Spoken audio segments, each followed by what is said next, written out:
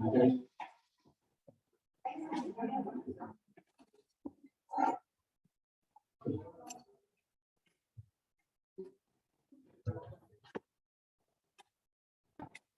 tardes, compañeras, compañeros de la Comisión Estatal de los Derechos Humanos. Sean todas y todos bienvenidos.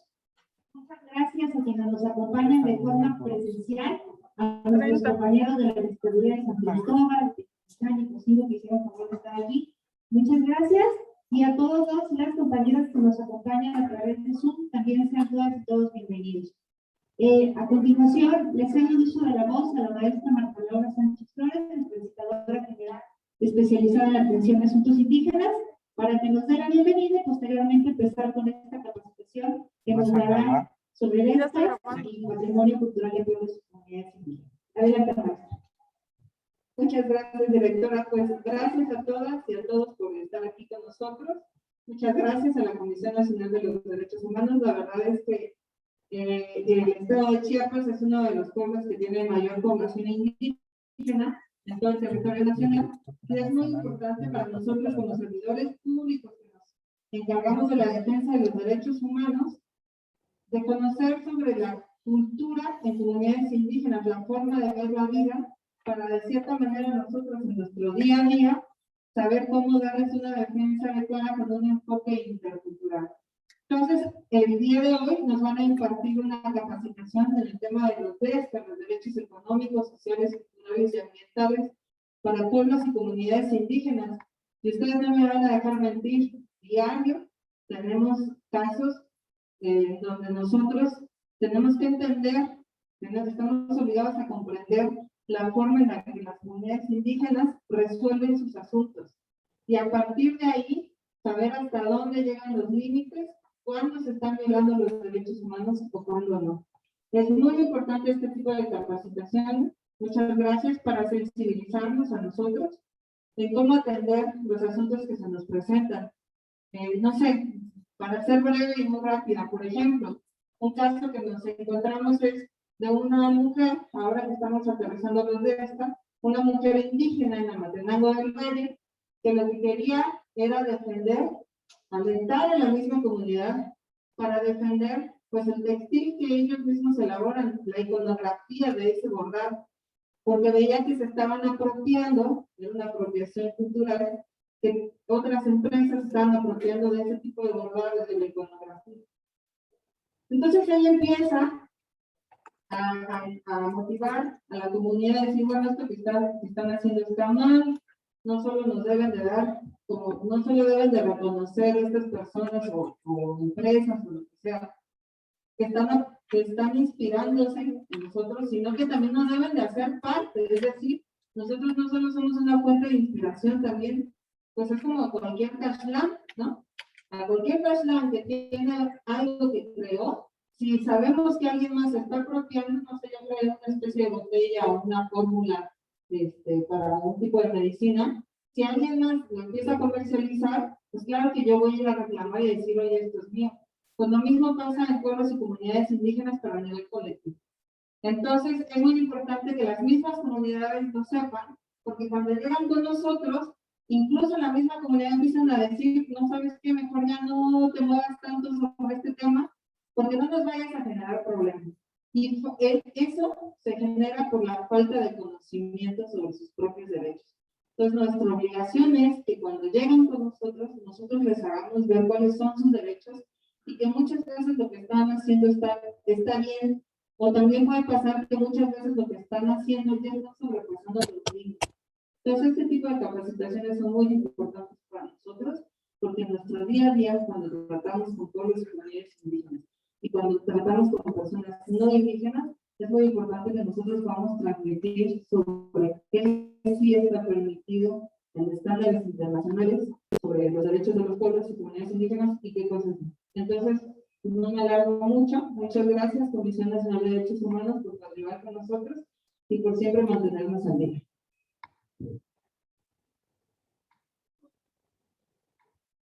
Gracias, maestra, y para no entretenernos más, le pido por favor al maestro Luis, si es tan amable ya de iniciar con la capacitación, de la cual seguramente pues todas y todos vamos a aprender mucho. Bienvenidos.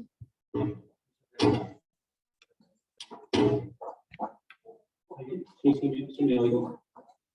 Sí, sí me oigo, no sé si me oigo allá. Bueno, creo que...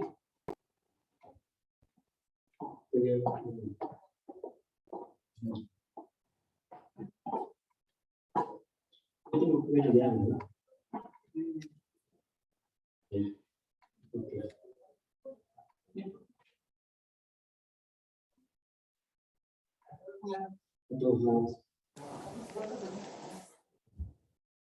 ¿Listo?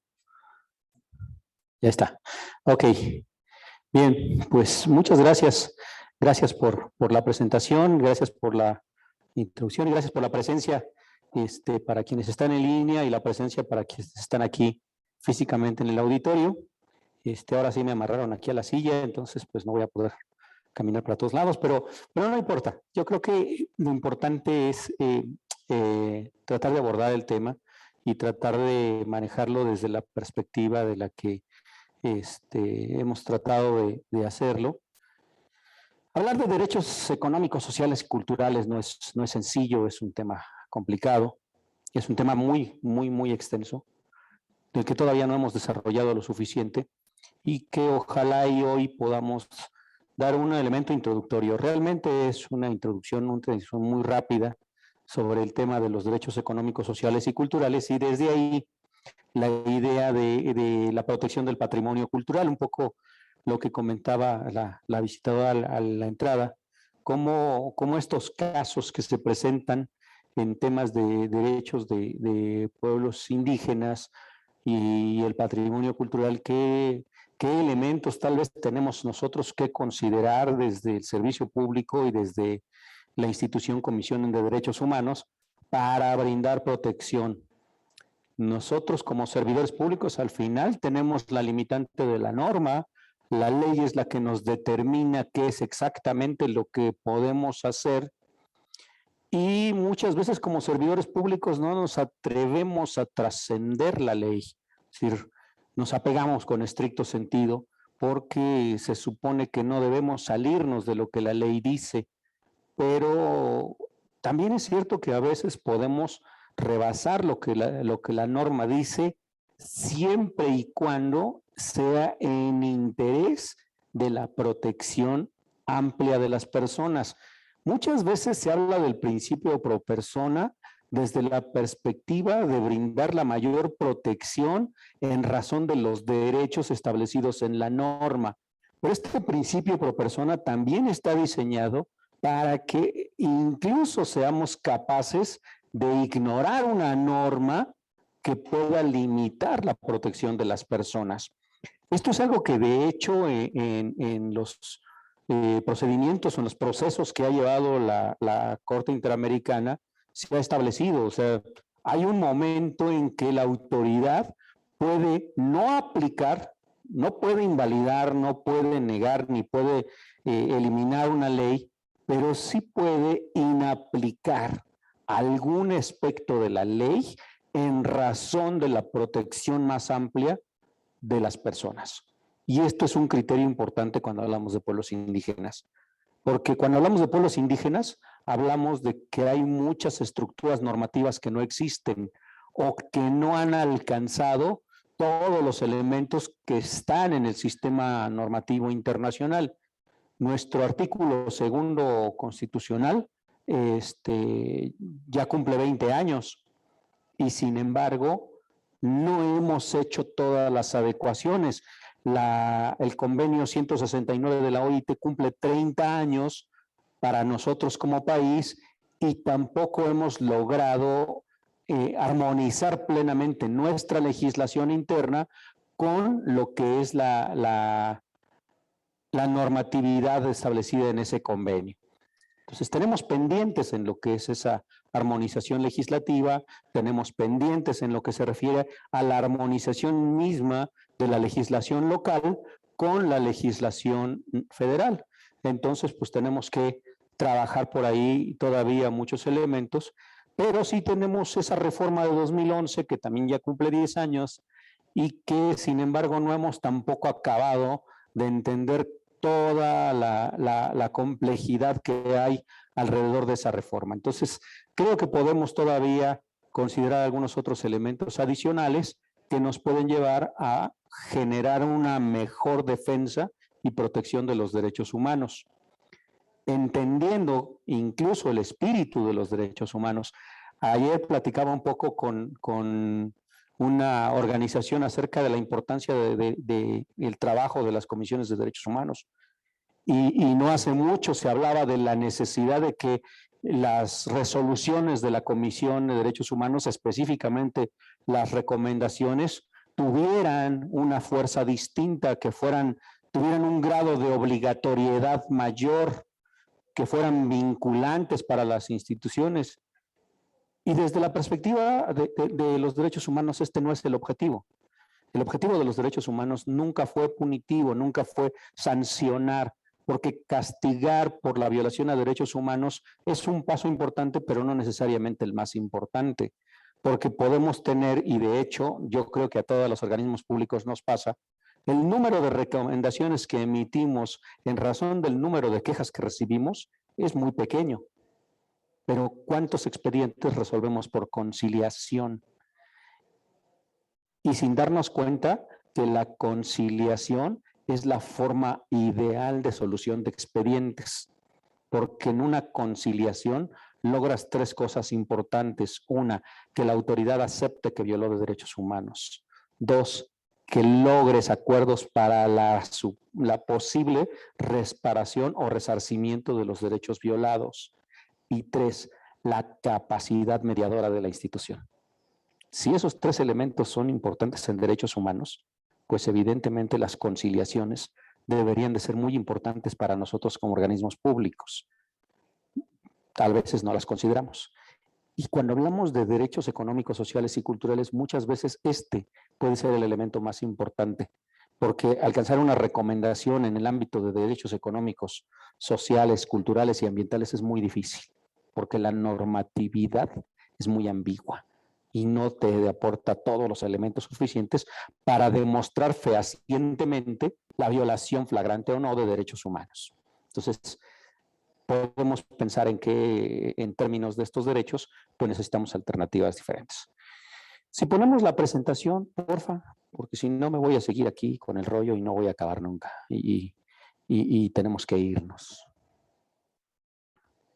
Perdón si de repente me ven que me agacho, pero es que como me pusieron la pantalla aquí abajo, no volteo para allá, porque volteo a ver qué hay aquí abajo. Pero trataré de estar acá en la cámara y acá con los compañeros que están presentes, ¿no?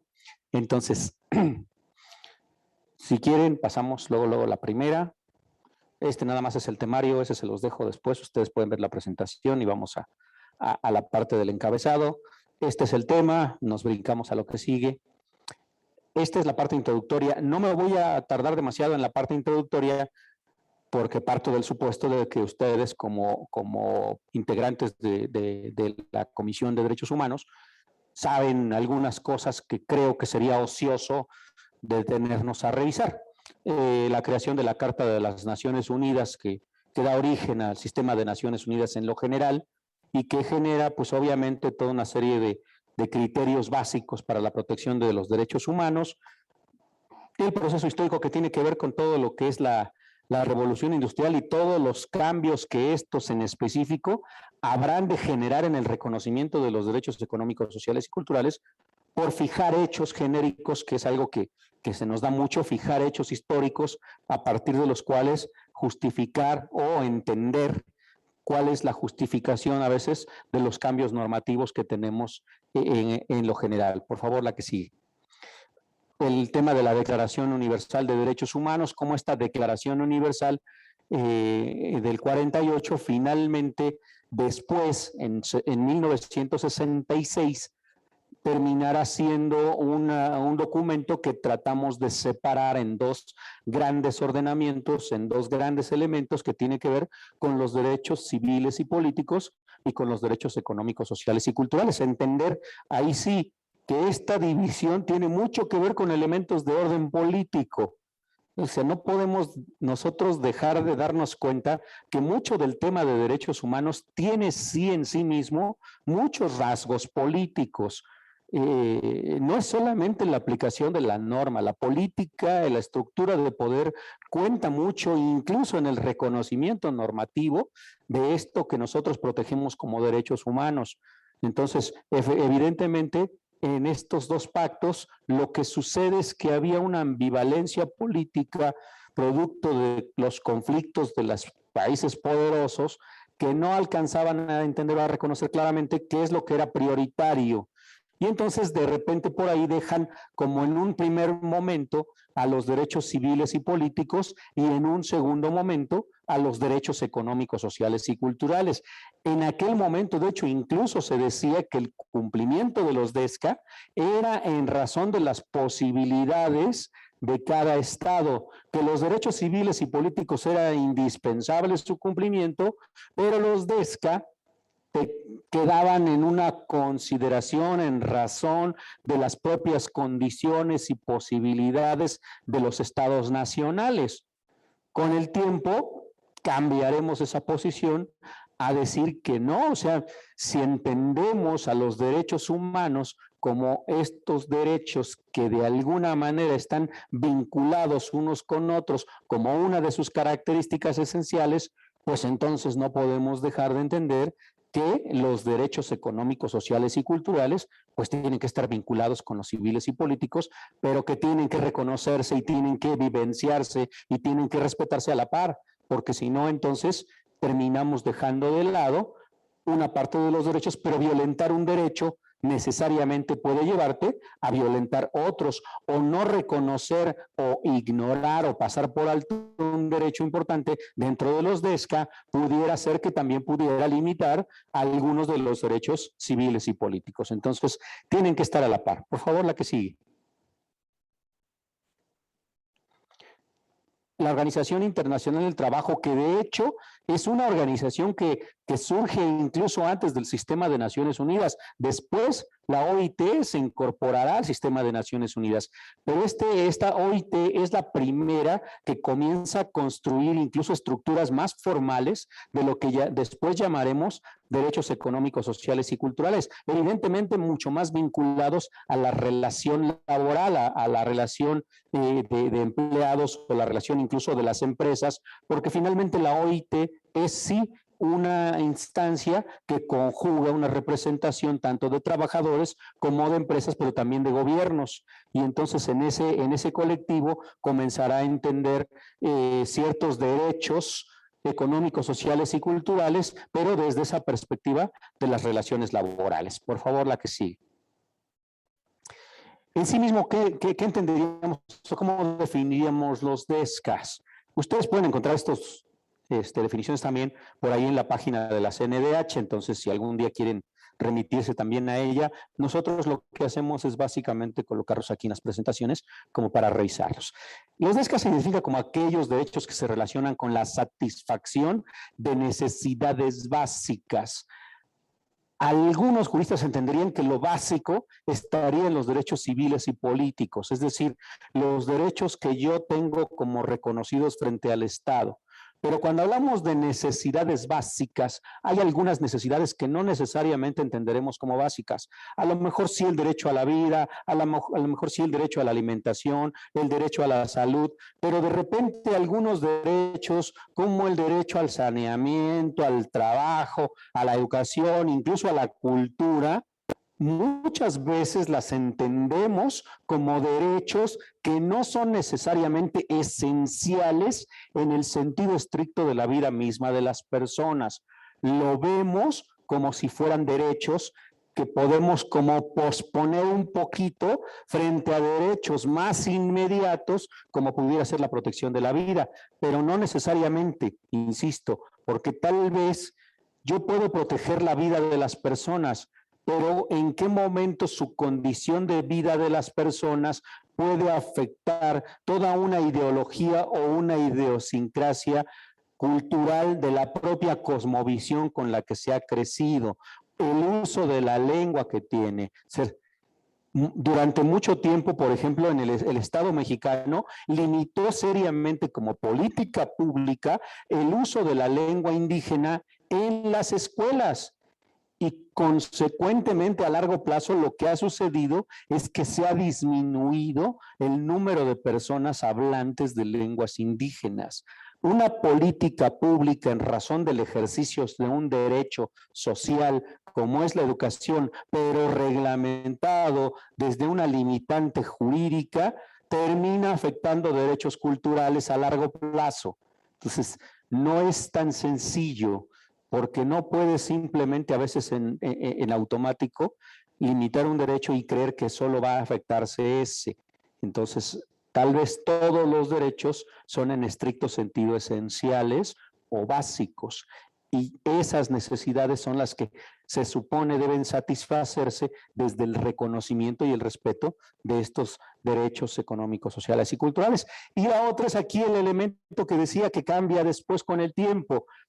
Antes entendíamos a los derechos económicos, sociales y culturales como que su cumplimiento es en razón de las posibilidades y condiciones de los estados, pero después decimos no, los derechos económicos, sociales y culturales deben de generar que el Estado tenga la obligación de adoptar medidas hasta el máximo de sus recursos posibles para que efectivamente puedan hacerse vigentes estos derechos. No puede quedar solamente en el sentido de, bueno, vamos a ver qué posibilidades tenemos. No, vamos a ver cuál es la máxima posibilidad de recursos que tenemos para satisfacer también los derechos económicos, sociales y culturales, y no pretender solo satisfacer los derechos civiles y políticos, como de forma obligatoria. Por favor, la siguiente. Este es un desglose de los diferentes derechos. Aquí sí no me quiero detener, son muy esenciales los que estamos colocando. Evidentemente son muchos más, y más bien yo como que les pediría que hicieran una revisión mucho más profunda, sobre todo de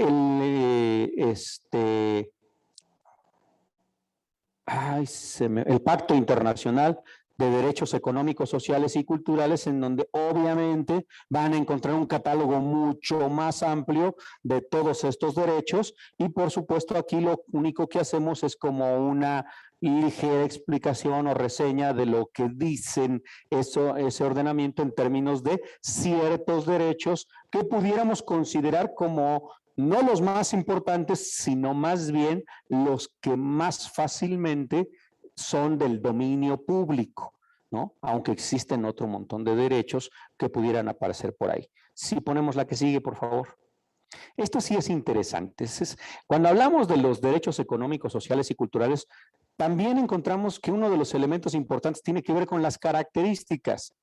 ¿Cómo características? Pues igual que los derechos humanos requieren de una serie de características con las que buscamos propiciar que verdaderamente se respeten y sean vigentes los derechos humanos, pues también para que los derechos económicos, sociales y culturales realmente alcancen la vigencia necesaria, pues tienen que cumplirse con una serie de características. No basta con que se establezcan normativamente y que incluso pudiéramos decir que hemos realizado algunas cosas para darle cumplimiento. Tenemos que cumplir con ciertas características: la disponibilidad, la accesibilidad, la aceptabilidad, la adaptabilidad y, por supuesto, la calidad. Si ponemos la que sigue, por favor. ¿Qué significa cada uno de estos elementos? Disponibilidad. Cuando hablamos de derechos económicos, sociales y culturales, debemos entender que lo que esto significa es que el Estado debe de propiciar los medios para que los derechos sean accesibles a todos. Es decir, para ejercer los derechos deben de ser suficientes los elementos que se propongan o que se coloquen para que de verdad sean disponibles o estén disponibles para la generalidad de la población. Esto pudiera no ser importante, pero pensemos mucho en la política pública. Si ustedes revisan el presupuesto de egresos de la Federación y revisan el reparto de de recursos, ustedes me pueden darse cuenta ahí cuánto presupuesto se destina, por ejemplo, para la protección de derechos humanos, por poner un ejemplo que tiene que ver con nosotros. ¿Cuántos recursos están destinados para la protección de los derechos humanos, destinados a los organismos, específicamente a lo mejor a la Comisión Nacional de Derechos Humanos, que es la que aparece directamente en el presupuesto de egresos de la Federación? Ok, ¿cuánto se destina? Y la pregunta es, ¿ese presupuesto, ese recurso es suficiente para que realmente la institución tenga la posibilidad de ser accesible a todas las personas en este país? La realidad es que no. Pero también tendríamos que preguntarnos, ¿y qué recursos serían suficientes? ¿O cuánto necesitamos para que esto sea posible? Y realmente, ¿cuál es el resultado que podemos esperar? Entonces, hablar de disponibilidad es hablar primero de esta posibilidad de que se pueda acceder realmente todas y todos a estos derechos. Luego, el acceso tiene que ver ya no solo con las posibilidades, sino además tiene que ver con los medios, que haya los elementos suficientes para que esto se pueda lograr y que además estos medios no sean considerados de manera discriminatoria, es decir, que los medios también sean considerados de manera equitativa en la medida de lo posible, en el máximo posible, entendiendo esto, ¿no? Es decir, que sean verdaderamente, esta circunstancia a lo mejor la entenderíamos más, sobre todo con los compañeros que están aquí de las oficinas, ¿no? ¿Por qué tenemos oficinas de la Comisión de Derechos Humanos en los municipios? ¿Para qué? ¿Qué sentido tiene? Si yo pongo una oficina en San Cristóbal de las Casas, entiendo que esa oficina va a atender de forma exclusiva a las personas indígenas, ¿o para qué la puse en San Cristóbal? ¿No? Si entiendo que solo va a atender indígenas, ¿de verdad genero accesibilidad a la protección de derechos humanos o solo estoy generando accesibilidad a cierto sector de la población y estoy utilizando medios, sí, pero no para la protección de todas las personas? Sí tengo los medios, pero no necesariamente están destinados a todo el mundo, porque los estoy acotando, porque los estoy limitando. Esto nos pasa a nosotros como Comisión Nacional, ¿eh? Uno de los reclamos que tiene nuestra oficina de aquí de San Cristóbal es esa, que no atiende a todo el mundo. Y la justificación es que esa oficina es atendida desde el programa de migrantes en la quinta visitaduría. Y sin embargo, también esa oficina debería de ser accesible para todos los demás derechos, para todas las demás personas. Y sin embargo hay una limitante. Entonces, esto es importante, la accesibilidad. La aceptabilidad, que implica que los medios que ofrece verdaderamente sean aceptados y aceptables para atender la necesidad. Yo puedo poner aquí una oficina con un edificio muy grande y solo una persona atendiendo. Tengo una oficina tengo 20 oficinas y solamente una persona atendiendo. ¿Eso es aceptable? ¿Implica verdaderamente un proceso de atención razonable? O a la inversa, tengo una oficina de 3x3 y tengo 15 personas atendiendo. ¿Eso es aceptable? ¿Verdaderamente se está atendiendo bien, como debe de hacerse, con ciertas condiciones? ¿Qué tanta confianza tiene la persona para estar hablando si tiene 3 más a la espalda que están oyendo lo que está diciendo?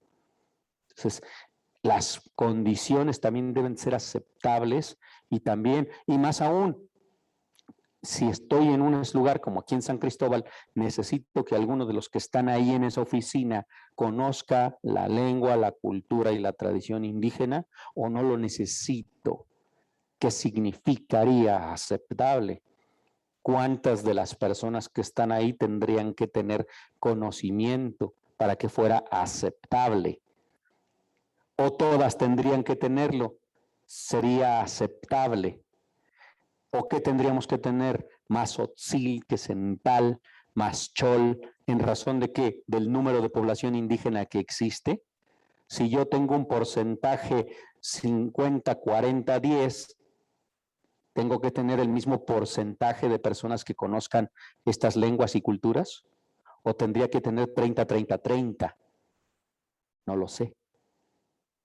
pero tengo que buscar cuál es la mejor forma aceptable para que el derecho verdaderamente sea accesible, ¿no?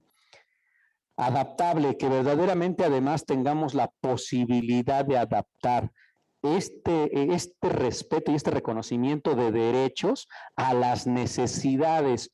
Yo puedo construir leyes federales para el reconocimiento de los derechos humanos. Ahora, ¿los derechos humanos se protegen igual en Chiapas que en Chihuahua? De entrada, si yo veo la extensión territorial de Chihuahua, en razón de la extensión territorial de Chiapas, yo me pregunto, ¿a dónde es más difícil que llegue un visitador adjunto? ¿De Chihuahua a Huachochi o de Tuxtla a San Cristóbal? Si entiendo que de Tuxtla a San Cristóbal o a Comitán hago 3 horas, 4 horas, pues digo que sí puede llegar. Si veo que de Chihuahua a Huachochi se hacen 7 horas, pues sí puede llegar, pero quién sabe si le dé tiempo de regresar. Yo creo que regresa hasta mañana. Y entonces ahí digo, ok, ¿cómo adaptamos las necesidades de atención o las necesidades de ejercicio de derechos para que verdaderamente las personas tengan acceso a este reconocimiento y a este respeto de derechos? Y por último, la calidad, ¿no? Algo que yo decía importante, la calidad en el servicio es importante, la calidad en el reconocimiento y la calidad en la vigencia de derechos, pues también es importante. Si no puedo garantizar el reconocimiento y el acceso a los derechos económicos, sociales y culturales con calidad, ¿verdaderamente están siendo vigentes los derechos? Una de las cosas que platicábamos hace rato, si ustedes, algunos de ustedes deben de saberlo, los médicos, cuando terminan su formación como médico general, en razón del promedio, les dan a elegir cuál es el lugar a donde quieren ir a hacer el servicio social y escoge primero el que tenga el mejor promedio y el que tenga el peor promedio es el último que va a escoger. Y entonces el que tiene el mejor promedio escoge ¿qué? Pues las plazas o los lugares más cómodos, de mayor eficiencia. Dice, yo quiero ir a hacer mi servicio social en el Centro Médico La Raza, porque además ahí tiene toda la tecnología más moderna, porque tiene los mejores especialistas, porque están los más actualizados. Yo quiero hacer mi servicio social ahí. Alguien con un promedio muy alto va a ser muy difícil que diga, no, yo quiero ir a hacer mi servicio social a Baborigame en el estado de Chihuahua, porque ahí solamente tienen un cuartito y esa es toda la clínica. No, ahí no hay manera de ejercer la medicina porque no tienes los recursos. Y entonces, ¿qué es lo que sucede? Que muchas veces los médicos con menores promedios son los que terminan llegando a las comunidades más distantes, lo que quiere decir que el médico menos preparado es el que va a atender a la población más necesitada de una atención completa. ¿Tendremos calidad verdaderamente en el servicio y en el ejercicio del derecho a la salud? Pues la pregunta es, o la respuesta sería, pues no, porque estoy teniendo al médico menos preparado en los lugares con menos infraestructura, con menos condiciones, con menos recursos.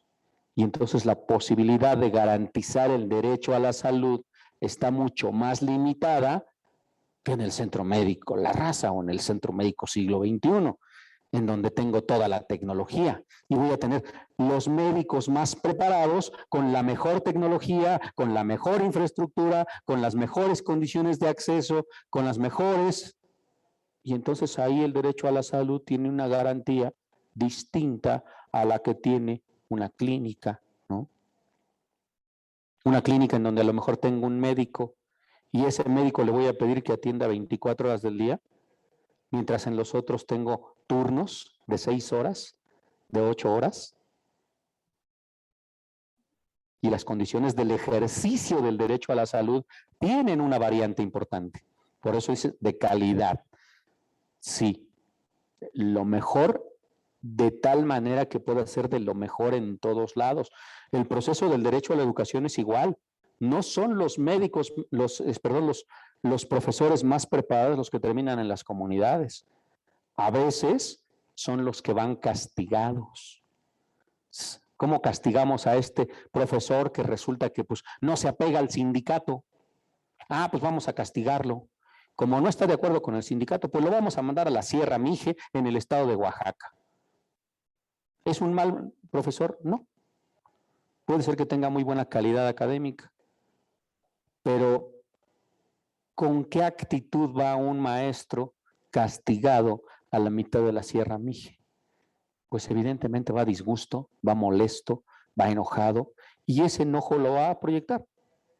Y entonces la calidad del derecho a la educación, pues no va a ser el adecuado, ¿no? Entonces, estas características tienen que preservarse en el ejercicio, en el reconocimiento y en lo que es la aplicación o la vigencia de los derechos económicos, sociales y culturales. De entrada, esto puede ser que no lo tengamos ni siquiera en nuestras estructuras normativas, lo que quiere decir que va a ser muy difícil que la vigencia sea del todo completa. Por favor, la que sigue. Instrumentos. Ustedes saben que de entrada en el sistema internacional de protección de derechos humanos, en el sistema digamos, posibilidades reales de aplicación, pues el Pacto Internacional de Derechos Económicos, Sociales y Culturales y Ambientales, que es un agregado que se hace después, aunque el documento lo contenía, hablaba de derechos ambientales, solo que no se dieron relevancia en el título, lo agregaron después. Por eso hasta después comenzamos a hablar de DESCA, a partir de una necesidad. Cuando nos dimos cuenta que el cambio climático era importante, Chirrión, pues los derechos ambientales están ahí en el pacto, pero no le pusimos así. Lo dejamos en derechos económicos, sociales y culturales, pero no ambientales. Y agregamos el ambientales en la parte dogmática, en la parte doctrinaria, pero no está en el documento. Estos pactos, el grado de obligatoriedad de los instrumentos y en el orden internacional tiene que ver hasta con la denominación. Las declaraciones son documentos tal cual, como dice, declarativos. Los pactos no son obligatorios en estricto sentido. ¿Por qué? Porque no establece una obligación de fondo, establece una obligación secundaria. Tanto el Pacto Internacional de Derechos Civiles y Políticos como el de Derechos Económicos, Sociales y Culturales, a lo único que obligan a las naciones es a informar sobre el avance en el respeto, reconocimiento y vigencia de estos derechos, pero no establece la posibilidad de que a un país se le pueda emitir una recomendación por el incumplimiento, porque en realidad informa del avance. Estoy avanzando, no estoy informando sobre el cumplimiento pleno, sino sobre el avance en la construcción de una mejor vigencia de derechos, ¿no? Es decir, no informo sobre la meta final, sino sobre el camino. Y como informo sobre el camino, pues no puedo ser sancionado o no se me puede hacer una observación. ¿Por qué? Pues porque estoy caminando. No he alcanzado la meta porque estoy caminando. Voy rumbo a, pero no es que llegar. Porque tú nunca me dijiste dónde tenía que llegar. Tú solo me dijiste que caminara y camino. Y entonces informo eso. Distinto de las convenciones o los convenios, que esos incluso establece cuáles son las posibles consecuencias que pueda tener el incumplimiento de alguno de esos convenios, ¿no? O los tratados específicos, por ejemplo, como el Tratado de Libre Comercio, que incluso sí tiene un apartado de sanciones, ¿no? De tribunales, de dónde vamos a dirimir estos conflictos. Esto no sucede con los pactos. Los pactos solamente te obligan a informar. Entonces, México informa sobre estos derechos. Pero también nos dimos cuenta que este documento no tenía un procedimiento. Pero ¿cómo vamos a informar? ¿Qué es lo que tiene que contener? ¿Qué es lo que te tengo que informar? Sí es cierto, no lo pusimos. Vale, hay que crear un protocolo facultativo y creamos un protocolo adicional, un protocolo facultativo en el 2008. Solo que México no ha firmado este documento. Como consecuencia, no está obligado a cumplir los criterios del protocolo. Está obligado a informar. pero no necesariamente a cumplir con los criterios del protocolo, aunque el protocolo sea el procedimiento.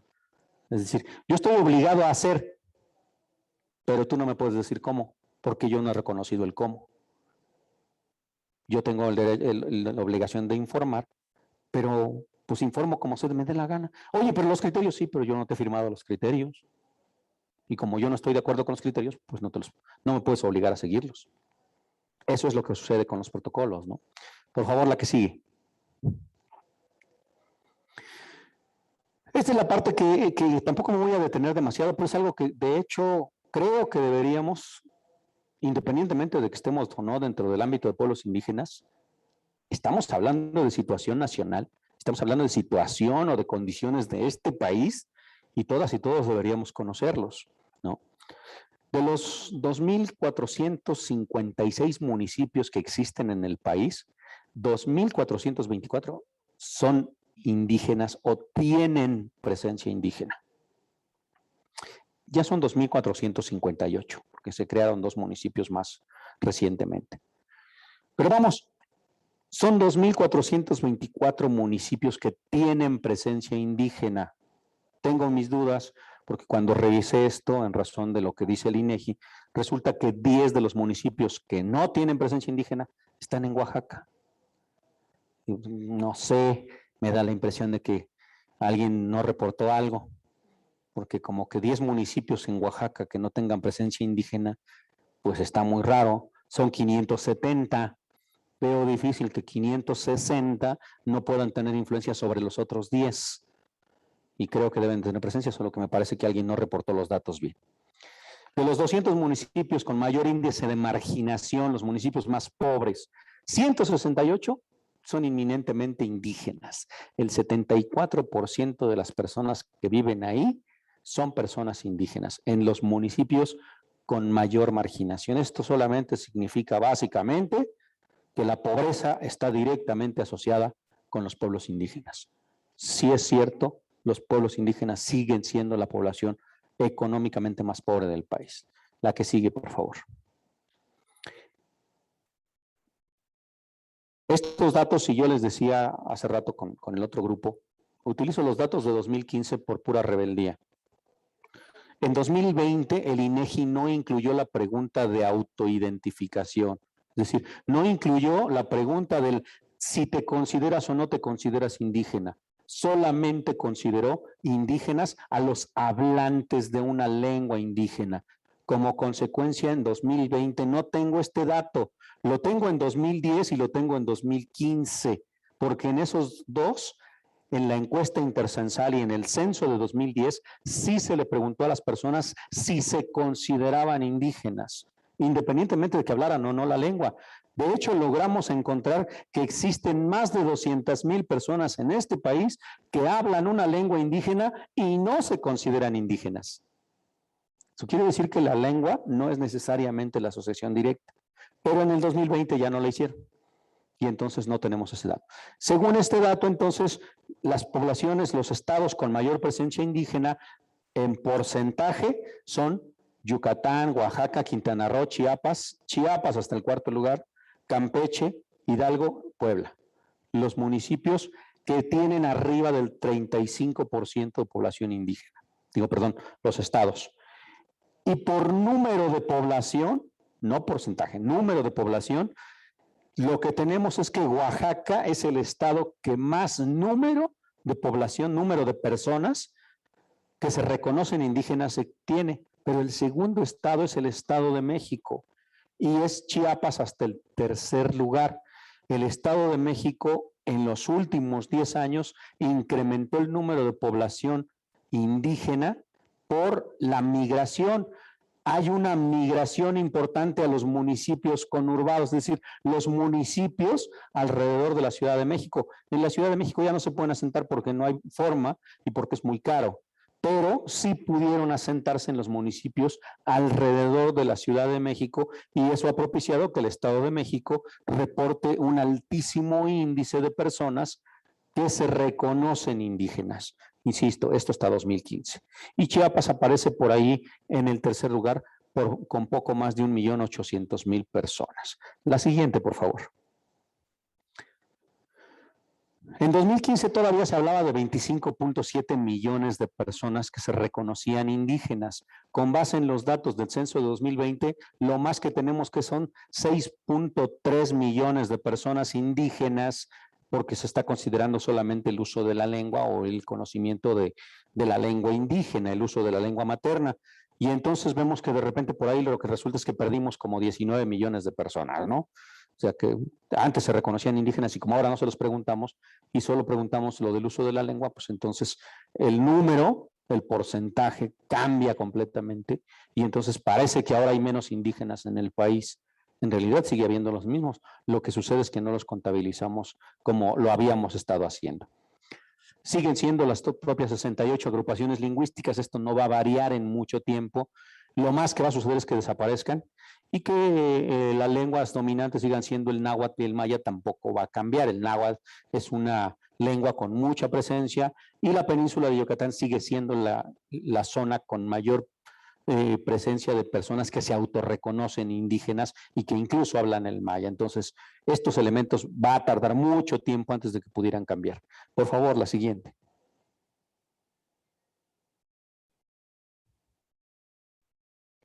Las lenguas o idiomas que más se hablan, pues siguen siendo obviamente el náhuatl, el maya, el central, el mixteco, el tzotzil, el zapoteco, el otomí, el totonaco, el chol, el mazateco.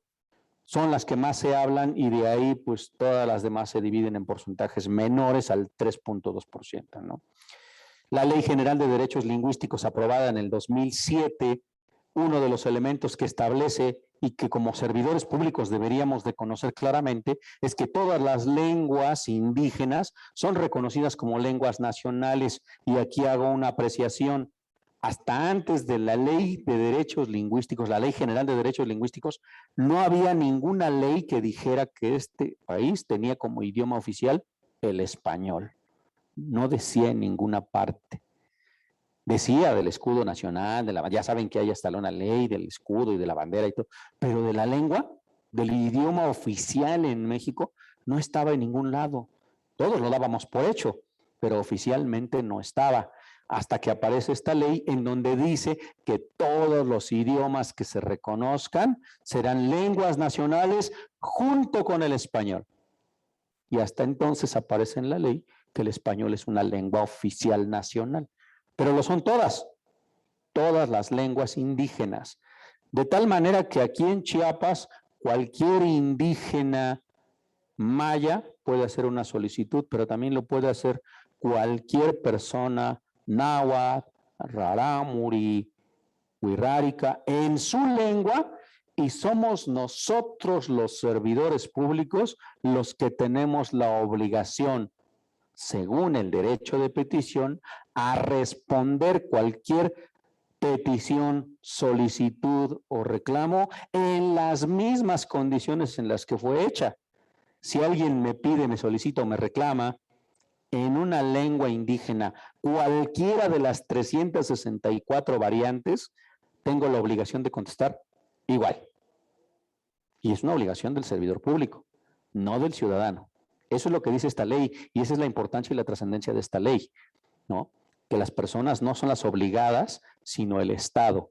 Y entendiendo el Estado como sus instituciones. Son sus instituciones las que tienen la obligación. Por favor, la que sigue.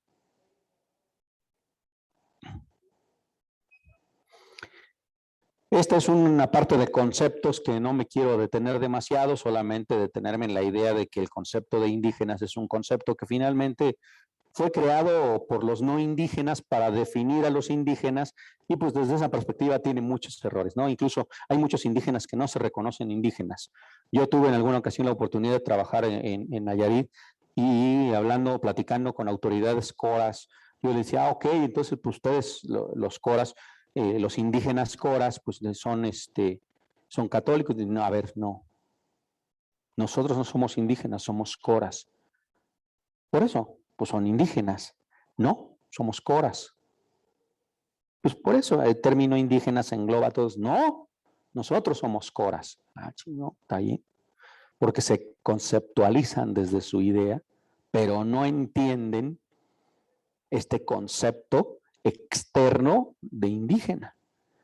Y es un concepto que vino a México por ahí en la década de los 40, 50, con el Instituto Nacional Indigenista, y que al final conceptualizó a los indígenas desde afuera, no desde adentro.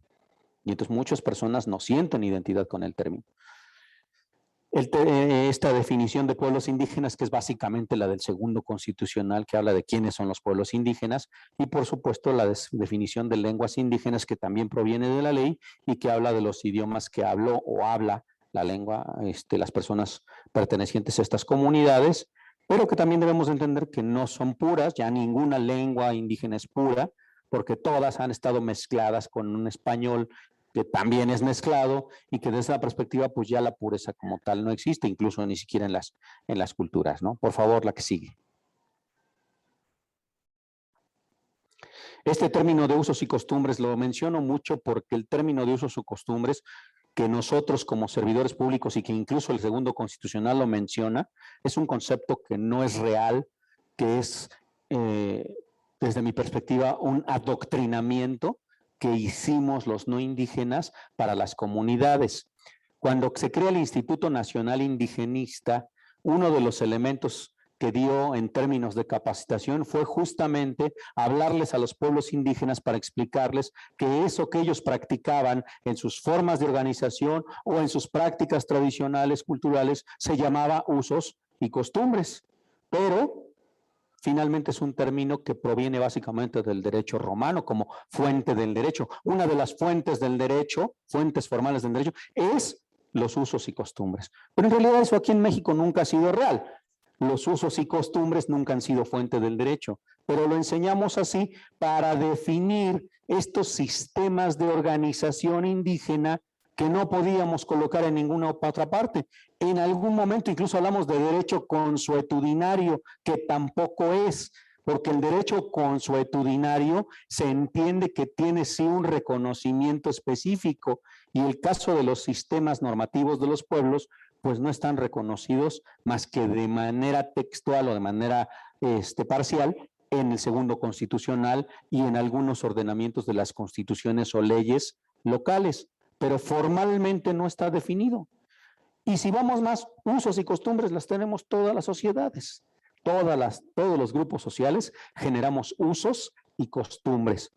¿Por qué particularizar los usos y costumbres de los pueblos y no los de los no indígenas?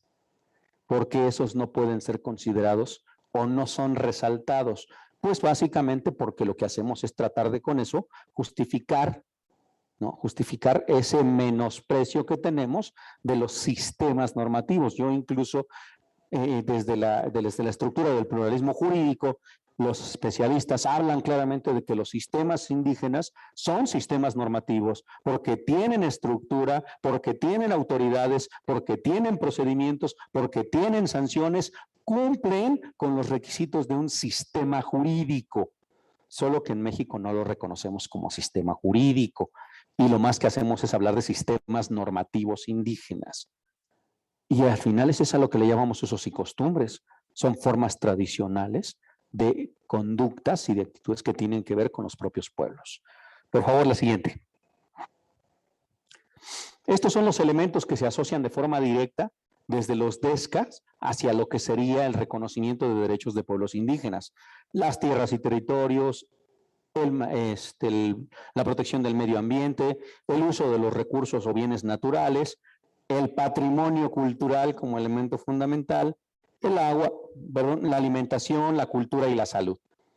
Elementos que están directamente vinculados, la medicina tradicional, la formación cultural, las formas de alimentación, mucha de la alimentación festiva que tenemos muchas culturas, pues proviene básicamente de los pueblos indígenas.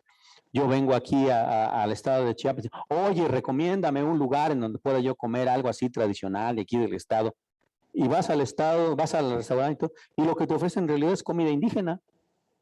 La comida tradicional de los pueblos indígenas, y esa es la comida tradicional del estado, pero no la reconocemos como comida tradicional de los pueblos indígenas. Incluso en algunos casos es incluso hasta el platillo elegante de las fiestas importantes. Y son platillos indígenas, solo que de repente no los reconocemos tal cual, ¿no?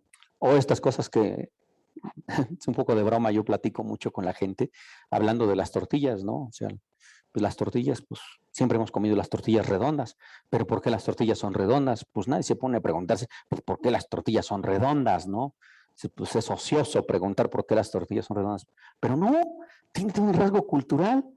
Si tú fueras a la tortillería a comprar tortillas y te las dieran cuadradas, dirías, pues que algo está mal, ¿no? Que algo no salió bien, porque la tortilla tiene que ser redonda. Yo he visitado todo el país y vas al norte y hacen tortillas de harina muy grandes, pero redondas. Y en el centro del país comes taquitos en tortillas chiquitas, pero redondas. ¿Por qué las seguimos haciendo planas? Bueno, las empresas, las grandes empresas, ya las empacaron para venderlas en las tiendas de autoservicio, en bolsitas cuadradas, pero la tortilla sigue siendo redonda. ¿Por qué respetamos eso? Pues por una mala tradición cultural, un aprendizaje cultural asociado a la alimentación, ¿no? Originalmente las tortillas se hacían redondas porque hacerlas a mano era más fácil hacerlas redondas. Después las conservamos redondas a pesar de que las hacemos con máquina, simplemente por una mera tradición cultural. Y ahí reflejamos mucho de lo que somos. Entonces los alimentos también nos dicen mucho de lo que son los pueblos indígenas. Por favor, la siguiente. Dentro de lo que es este esquema del territorio, las tierras y el territorio, no podemos olvidar que uno de los grandes problemas de los pueblos en términos de derechos económicos, sociales y culturales, que aquí en el Estado tiene un problema muy serio, pues es el despojo de tierras, ¿no? Si algo es problema en el Estado, son los límites territoriales. Y yo muchas veces lo he dicho, hay un montón de conflictos en el Estado que tienen como origen la tierra, la delimitación territorial, que el Estado hizo mal cuando hizo la reforma agraria y que de ahí derivó en conflictos que después se sumaron a ideologías religiosas, a ideologías políticas e incluso a problemas cacicales. Y que hoy son conflictos que no tienen solución, porque yo quiero ver quién soluciona conflictos de hace 60 años. En donde ya los propios pueblos dicen, no, es que yo tengo que defender esa tierra porque ahí están la sangre de mis muertos. Pues sí, porque por producto de ese enfrentamiento por la tierra murieron personas. Y entonces ahora ni los de allá ni los de acá están dispuestos a ceder, porque tanto los de allá como los de acá dicen que ahí está la tierra, la sangre de sus muertos. Y entonces, ¿quién va a venir a delimitar cuál es el límite territorial? Pues no hay manera. Y como no hay manera, pues el conflicto, lo único que vamos a ver es que va a seguir creciendo, porque encontrarle solución implicaría un proceso de diálogo que también el Estado se ha encargado de destrozar. Hemos sido muchos los mediadores, muchos hicimos compromisos que después no pudimos cumplir y el conflicto solo creció. Gobiernos de los estados, gobiernos municipales, gobiernos federales, instituciones públicas, todos hemos colaborado y ese conflicto de tierras no se va a resolver. Y es un error de una delimitación que el gobierno hizo de origen y que después ya no pudo mejorar. Hay hasta litigios en los tribunales en donde el tribunal agrario ya dice quién es el propietario de la tierra y ya está la resolución judicial. Y luego se la das a la autoridad administrativa y ejecuta la orden. ¿Sí? A ver, ve a la comunidad y diles que de aquí para allá no les toca. Y quiero ver cómo sales, ¿no? Y lo único que vas a propiciar es otro enfrentamiento. Y vamos a seguir con más problemas, ¿no? Entonces hay cosas que no tienen solución aquí, pero nótese, no es producto a veces de las comunidades. En muchos sentidos ha sido producto de la actuación del propio Estado. A veces hasta con estos modelos de zonas protegidas, ¿no? En Nayarit hay un problema serio de una zona protegida, porque establecieron una zona protegida. No, esta zona es protegida porque es propiedad de patrimonio natural de la humanidad y además patrimonio de México. Y luego permitieron la explotación de los recursos mineros. Dices, a ver, no, pero lo de arriba no se afecta. Ah, y no se afecta si extraes lo de abajo, no se afecta lo de arriba. pues no entiendo cómo, ¿no? Y la industria extractiva es uno de los grandes problemas. Por ahí, la que sigue, porfa. Ahí están los obstáculos que tienen los DESCAP en términos de lo que es la situación hoy en México, la política presupuestal sin duda, la falta de perspectiva de género, porque también es cierto que la propiedad de la tierra sigue siendo prioritariamente para los hombres y no para las mujeres, que incluso el reconocimiento de los terrenos se vuelve complejo aún frente a autoridades de las instituciones del Estado, ¿no? La crisis por el agua, la extracción minera, la discriminación como un elemento que aparece en casi todos los grandes problemas con los pueblos indígenas, una política laboral que también no ha dado para reconocer específicamente los derechos de los pueblos en términos del uso de sus recursos, ¿no? Y por supuesto el acceso a la salud en este proceso también de explotación de los recursos naturales, en donde de repente se generan acciones como las situaciones que suceden en San Luis Potosí o en el estado de Hidalgo, con el llamado fracking, que lo que sucede es que lo que haces es que para la extracción de gas estás generando detonaciones que ponen en riesgo la seguridad de las propias comunidades. Pero pues ahí está, y sí, sigue la explotación de ese recurso del gas a través de un proceso que causa daños a la salud de las personas, ¿no? O que lo que en su momento fue la extracción de la plata y el oro en minas, que generó fuertes problemas de salud para quienes trabajaron en las minas y que luego nunca hubo una protección laboral específica para el tema, ¿no? Bien, la que sigue, porfa. En fin, que el convenio establece, el convenio 169 y la Declaración Americana establecen criterios específicos sobre la protección de los derechos del patrimonio cultural, ¿no? Tanto en uno como en otra.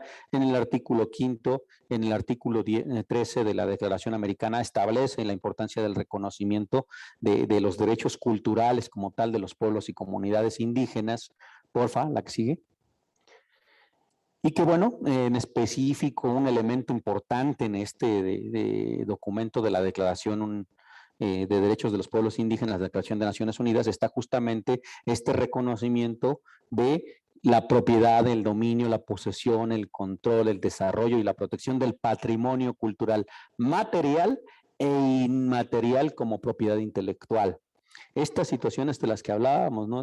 Casos que ya vimos muy fuertes como el de Pineda Cobaldín, que aprovecha la imagen de los diseños indígenas para generar un importante poder económico y que al final retribuye grandes ganancias, pero que nada de esas ganancias se refleja en los pueblos indígenas, cuando ellos son verdaderamente los que generaron origen a estos diseños.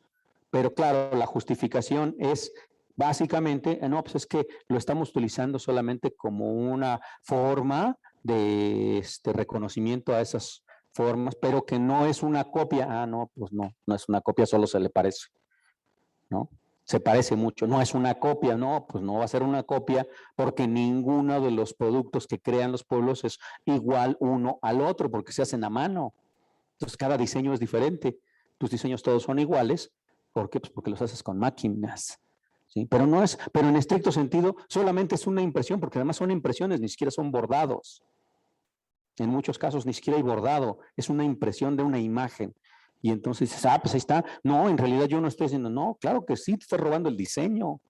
Y el diseño es tan importante como el resultado mismo, ¿no? Tú me puedes decir, no, nada más me robé los planos para crear la computadora, pero no me robé la computadora. Ah, no, pues qué bueno que no te robaste la computadora, nomás te robaste los planos, ¿no? Entonces no pasa nada, ¿no? Pues es igual, ¿no? Pero estamos hablando esto del reconocimiento de la propiedad intelectual. Y estos son los elementos que realmente de fondo pues no están todavía establecidos en la normatividad. El gran problema es que esto no está todavía resguardado en una ley específica que garantice y proteja los derechos al patrimonio cultural, material e inmaterial de los pueblos indígenas, ¿no? Yo ahí lo dejaría porque allá atrás ya me están haciendo señas feas. Y todo porque tenemos que estar en el aeropuerto. Ay, de veras, puede ser. Pero bueno, no sé si por ahí hay alguna duda, pregunta rápida, sencilla, que pueda yo contestar en 2 minutos porque estoy a punto de salir corriendo. ¿Preguntas, dudas, comentarios, reclamaciones? Las reclamaciones, como siempre, por escrito, sin faltas de ortografía, copia por triplicado, me las mandan a mi correo ordinario, no correo mail. Yo sé que hoy la modernidad es el mail, pero yo sigo usando el correo ordinario, ese que llega en sobrecito a la oficina y que puedo no atender. Sí. El micro, porque allá del otro lado no te oyen.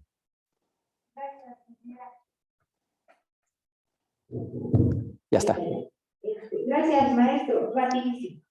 Me surge una duda porque justamente del grado de esta capacitación en el acercamiento con dos municipios específicamente, la Garraza y San Pedro Sula. Y dentro de lo que pudimos platicar, específicamente Santiago del Pinar trae el tema de salir del alto índice de marginación, o sea, subir la puntuación que tienen para mejorar su índice de desarrollo humano. Y nos pidieron como comisión que podamos participar con ustedes en su capacitación y sensibilización en materia de derechos humanos. Después de escucharle, pues digo, la cosmovisión es distinta, o sea, no podemos llegar con el mismo discurso que platicábamos como maestra Natalia, que podemos llegar a Tuxtla o a Tepisca o a otro municipio de carácter urbano.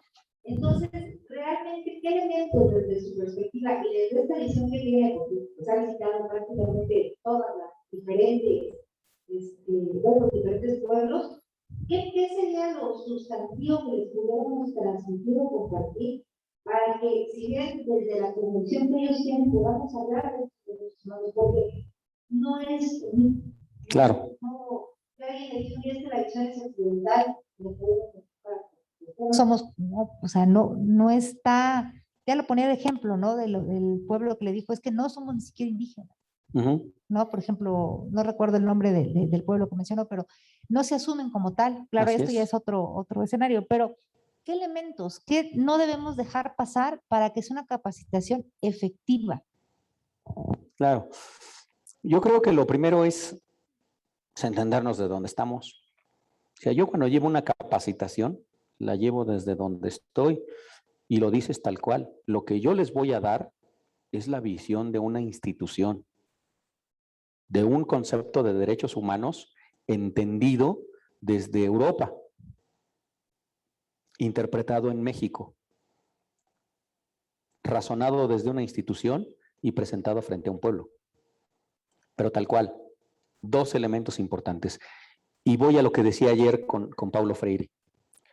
Muchas veces hemos creído que la capacitación tiene como objetivo concientizar a la gente y eso no es cierto. La capacitación debe de tener como objetivo formar a la gente, informar y formar a la gente. Es decir, darle la información y los elementos que puedan usar para autoprotegerse. De eso a creer que se les va a convencer, que se les va a crear conciencia de derechos humanos, eso no es cierto. De derechos indígenas tampoco, porque son conceptos de nosotros. Y el elemento más importante, sensibilidad y conocimiento. Mientras más conozca yo a las personas y más sensible sea yo a entender que la persona del otro lado es igual de valiosa que yo, entonces podemos comunicarnos. No se puede dialogar si tú hablas en tzotzil y yo hablo español. Pero ¿cuál es más importante? ¿Cuál es el idioma que vamos a hablar? ¿Cuál de los dos es más importante? ¿En el que sea más importante vamos a hablar? ¿No? Entonces, oye, permíteme hablarte en español. ¿Tú entiendes el español? Sí, yo entiendo el español. Ok, yo no entiendo ni hablo el tzotzil. ¿Me permites hablar español? Sí, nos comunicamos para que nos entendamos. Perfecto. Pero no doy por hecho que como yo hablo español, tú hablas español y yo no hablo tzotzil, entonces a fuerza tiene que ser español. No, primero preguntas. Primero pides autorización. Los seres humanos no estamos acostumbrados a preguntarle al otro qué quiere y hay que preguntárselo. Oye, ¿no? No lo hacemos ni con nuestra pareja, ¿no? ¿Qué te parece? ¿Te pongo un apodo o no te lo pongo? No, nomás de repente, oye flaquito, oye gordita. Ah, ¿y a ti quién te autorizó a ponerme sobrenombres, no? Bueno, es de cariño, según tú, pero a mí no me preguntaste.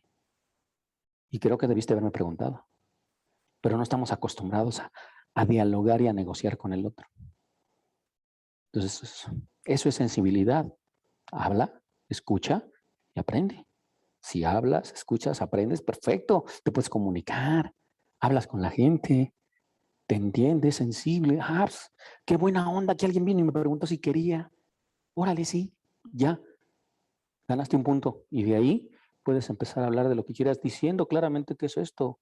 Una teoría. No es la verdad absoluta. Nadie tiene la verdad absoluta. Lo que nosotros llevamos es una verdad entendida desde nosotros. Pero no es una verdad absoluta. Es una verdad acordada, ¿no? Perdón. ¿Alguien más?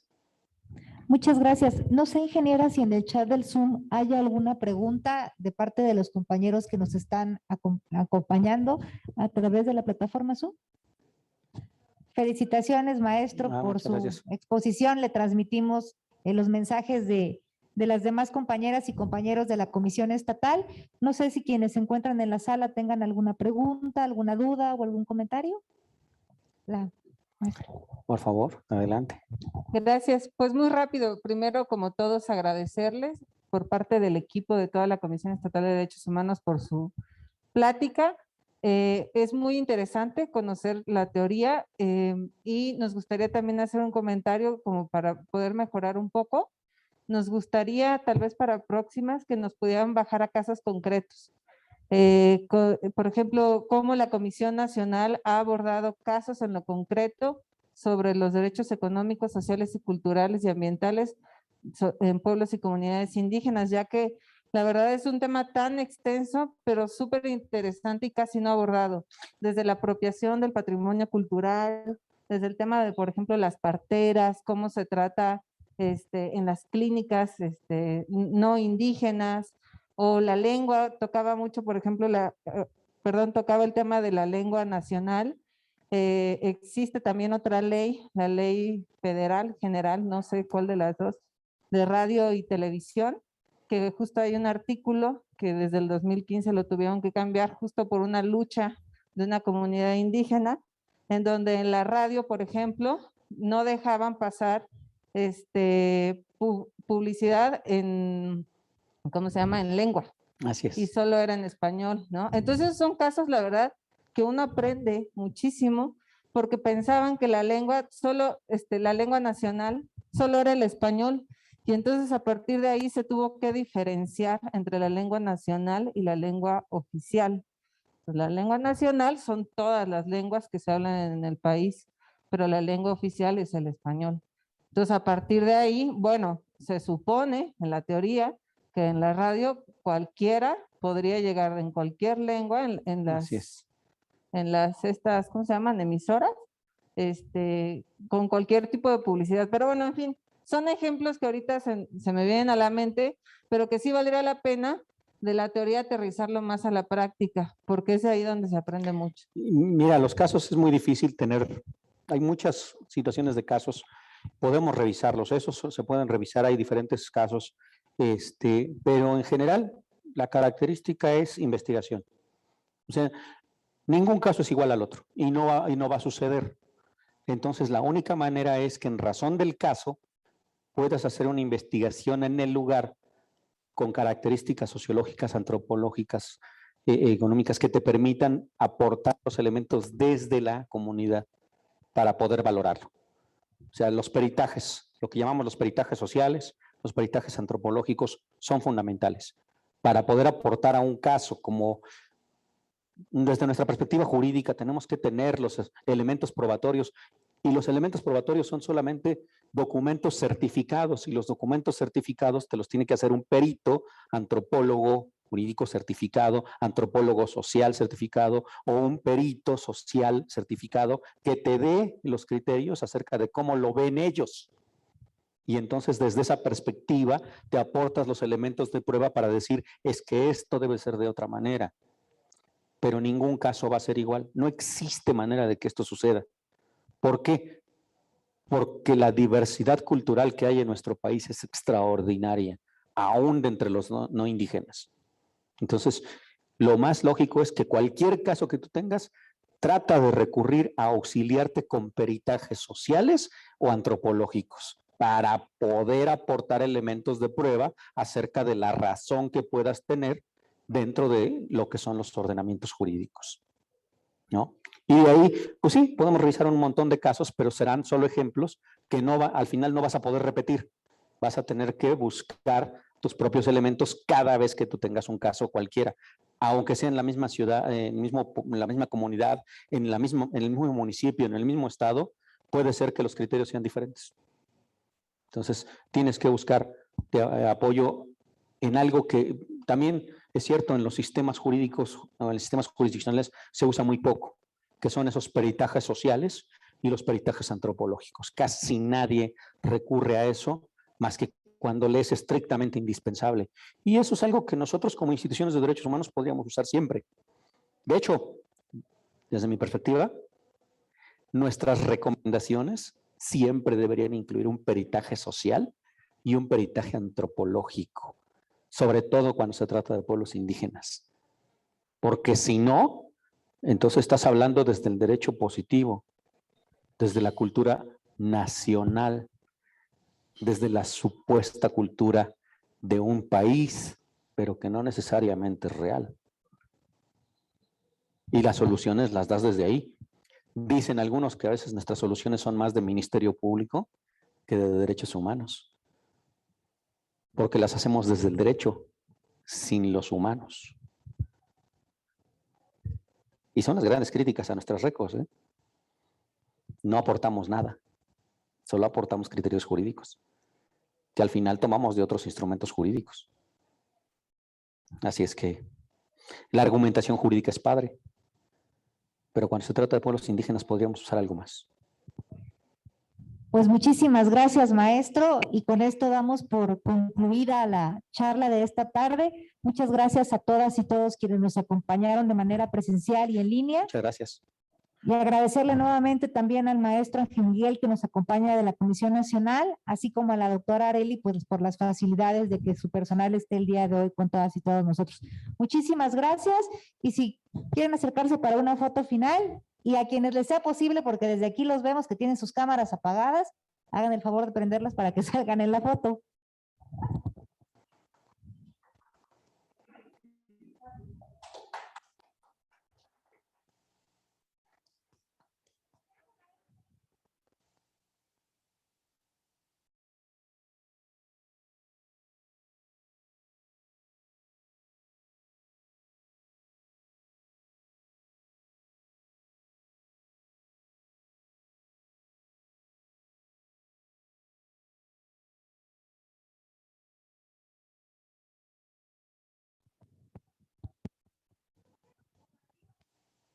Bien.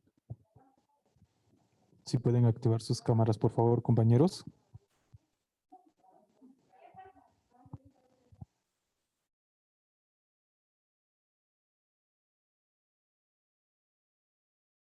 A los compañeros que nos acompañan en Zoom, a los que les sea posible activar su cámara para que salgan en la foto, por favor.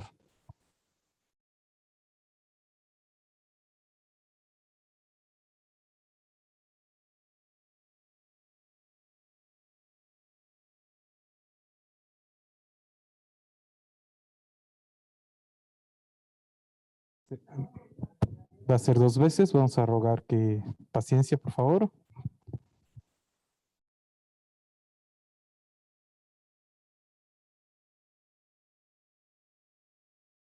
A la cuenta de 3. 1, 2, 3. Permítame un momento. Vamos, una más. 1, 2, 3. Muy bien, muchas gracias.